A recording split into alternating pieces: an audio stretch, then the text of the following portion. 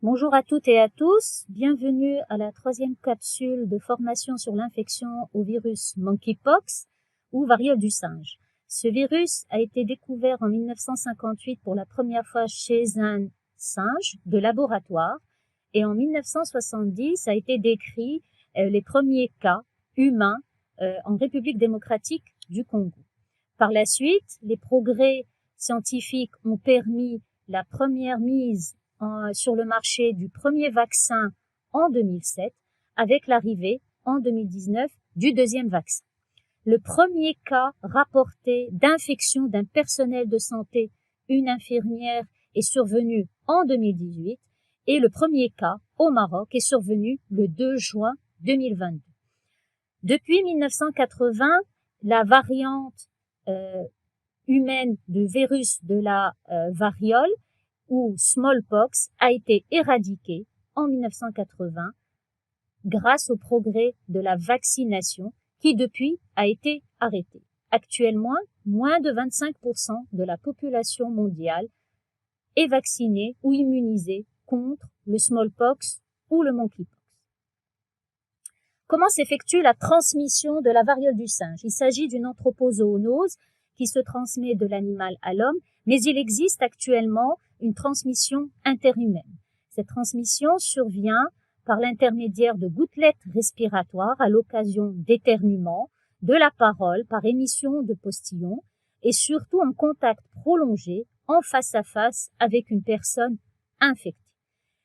La transmission peut également se faire par contact de la peau ou des muqueuses avec les fluides corporels, les lésions de la peau ou des muqueuses, des surfaces, les vêtements ou le linge de lit d'un patient contaminé. Il est également décrit une transmission verticale materno-fœtale. Qu'en est-il de ces lésions pour lesquelles un professionnel de santé doit faire attention? Elles peuvent être minimes, voire généralisées sur tout le corps, mais elles concernent principalement le visage, la main, les paumes et ainsi que les plantes des pieds. On constatera également que certaines parties génitales peuvent également être atteintes. Et cela nous permet en fait de définir quels sont les cas probables ou confirmés de la variole du singe. Un cas probable est défini selon le plan national de surveillance et de riposte comme une éruption cutanée, fébrile, siégeant particulièrement dans les zones précédemment décrites, qu'il y ait ou qu'il n'y ait pas d'adénopathie ou de signes respiratoires.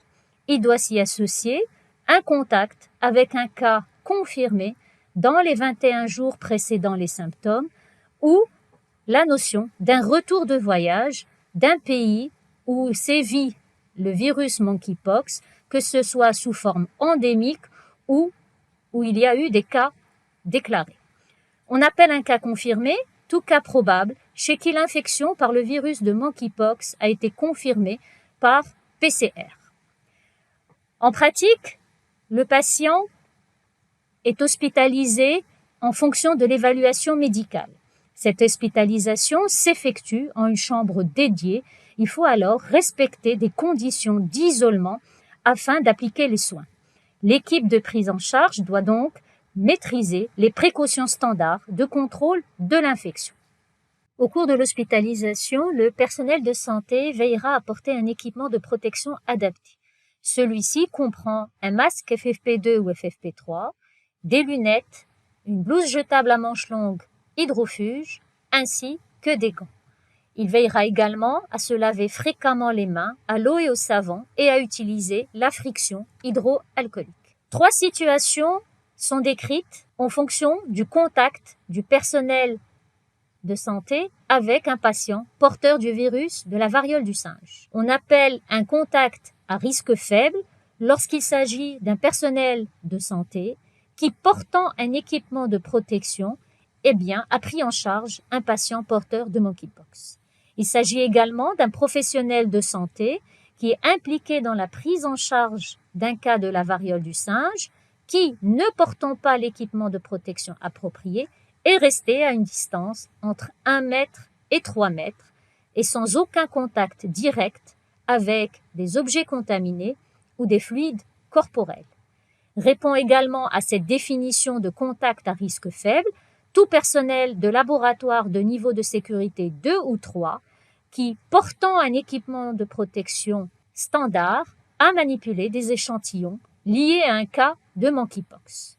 Il s'agit également de toute personne chargée de la décontamination des chambres ou un cas confirmé à séjourner tout en portant un équipement de protection approprié. Dans ces cas-là, aucun auto-isolement n'est indiqué et il s'agit de respecter les mesures d'hygiène. Qu'appelle-t-on un contact à risque modéré?